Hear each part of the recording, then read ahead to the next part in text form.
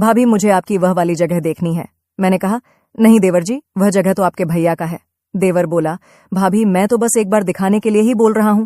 मैं कौन सा आपको उस जगह को इस्तेमाल करना चाहता हूं। मैंने कहा, ठीक है देव जी, मैं आपको वह जगह दिखा तो दूंगी, लेकिन आपको वादा करना होगा कि आप इसके बारे में किसी को नहीं बताओगे। ठीक है, नहीं बताऊंगा भाभी। उसके बाद मैं अपने देवर को अपने कमरे में लेकर गई और मैंने अपने कमरे का दरवाजा बंद कर लिया। फिर मैंने अपने देवर को वह जगह दिखा दी। हेलो दोस्तों, मेरा नाम पारुल है और मेरी उम्र 28 साल है। मेरे पति फौज में नौकरी करते हैं और मेरे ससुर जी भी फौज में थे, इसलिए हमारे पास पैसों की कोई कमी नहीं थी। हमारे घर में हम 3 ही लोग रहते थे, मैं, मेरे पति और मेरा देवर। मेरे देवर का नाम अनिल है और वह अभी स्कूल में पढ़ता है। मेरे पति जब फौज में चले जाते थे तो घर में सिर्फ हम देवर भाभी ही बचते हैं। मेरी शादी को अभी 3 साल ही हुए थे और मैं हर वक्त अपने पति के पास रहना चाहती थी, लेकिन ऐसा हो नहीं पाता था, जिसकी वजह से मुझे हर वक्त अजीब सी फीलिंग का एहसास होता था। ऐसा लगता था जैसे किसी मछली को पानी से बाहर निकालकर छोड़ दिया गया हो। मैं अपने पति की याद में तड़पती रहती थी।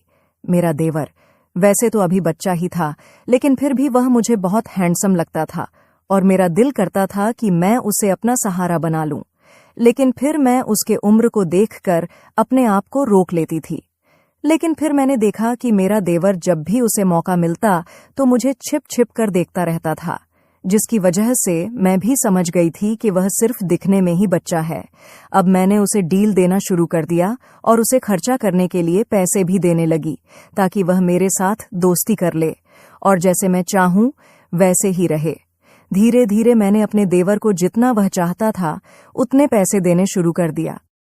अब मेरा देवर मेरे पैसे देने की वजह से मुझसे बहुत खुश हो गया था और वह मेरी हर बात मानने लगा था। लेकिन जो बात मैं उससे मनवाना चाहती थी, वह बात मैं उससे कह नहीं पा रही थी।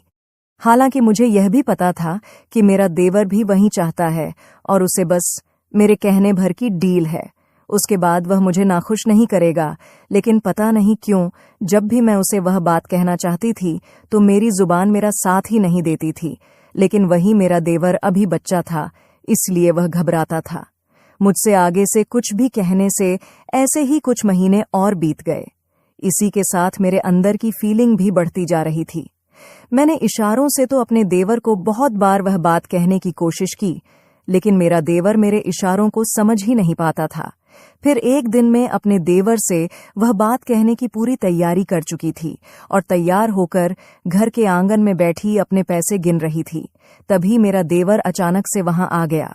मेरा देवर मेरे पास इतने सारे पैसे देखकर चौंक गया। फिर मैं कुछ बोल पाती उससे पहले ही मेरे देवर ने अचानक से मुझसे कहा, भाभी, मुझे आपकी वह वाली जगह देखनी है जहां आप अपने पैसों को रखती हो।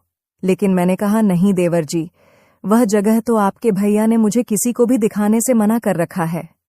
फिर वह बोला, अरे भाभी, मैं तो बस एक बार दिखाने के लिए ही बोल रहा हूं। मैं कौन सा आपको उस जगह को इस्तेमाल करना चाहता हूं। मैं तो अपने देवर पर सब कुछ पहले से ही लुटाने के लिए तैयार थी।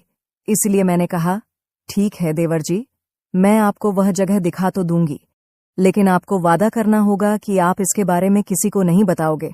उसने कहा, नहीं बताऊंगा भाभी। उसके बाद मैं अपने देवर को अपने कमरे में लेकर गई और मैंने अपने कमरे का दरवाजा बंद कर दिया, क्योंकि मैं मेरे पैसे अपने कमरे में एक छोटी सी छिपी हुई अलमीरा में रखती थी और उसके अंदर बहुत सारे पैसे रखे हुए थे। फिर मैंने अपने देवर को वह जगह दिखाई तो मेरा देवर चौंक गया, क्योंकि वह जगह बहुत छिपाकर बनाई गई थी। हालांकि मेरे देवर ने उनमें से एक भी पैसा नहीं लिया